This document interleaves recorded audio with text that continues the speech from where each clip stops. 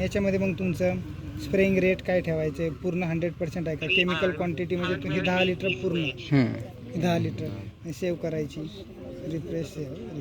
ते आपल्याला पहिलं आधी सेट करावं लागेल पूर्ण सेट करावं लागतं. ठीक आहे. त्यानंतर समजा तुम्हाला प्लान करायचं आहे म्हणजे ऑटोमेशन करायचं आहे. ठीक आहे. तर ऑटोमेशन करायचं असेल तर तुम्हाला प्लान अँड फ्लायमध्ये जायचं आहे. ठीक आहे.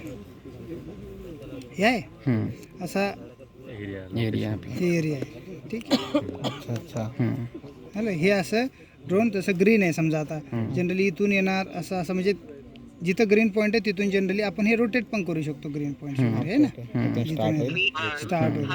तर कुठून स्टार्ट होतो असं जाणार 4 मीटरच्या 4 फूटचा जो डिस्टन्स असतो तो कव्हर करून वापस येणार तिथं. ठीक आहे.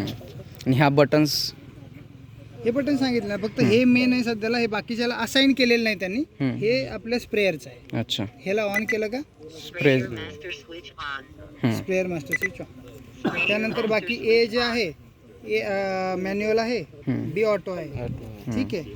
त्याच्यानंतर हे RTL आहे, सी रिटर्न टू लॉन्च, आणि DEF हे ब्रेक्स आहे. अच्छा. ठीक आहे.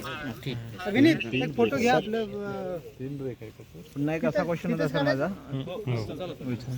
बोला बोला. जसं आपण इकडे 200 लिटर पाणी पंपाने फवारतो.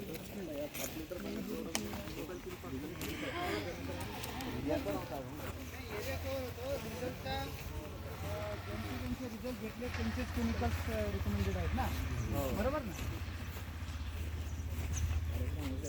हो, कार्यक्रम होऊ शकते साईडला. ठीक आहे. सिमेट्री बनवा, बरोबर. फोटो काढताय.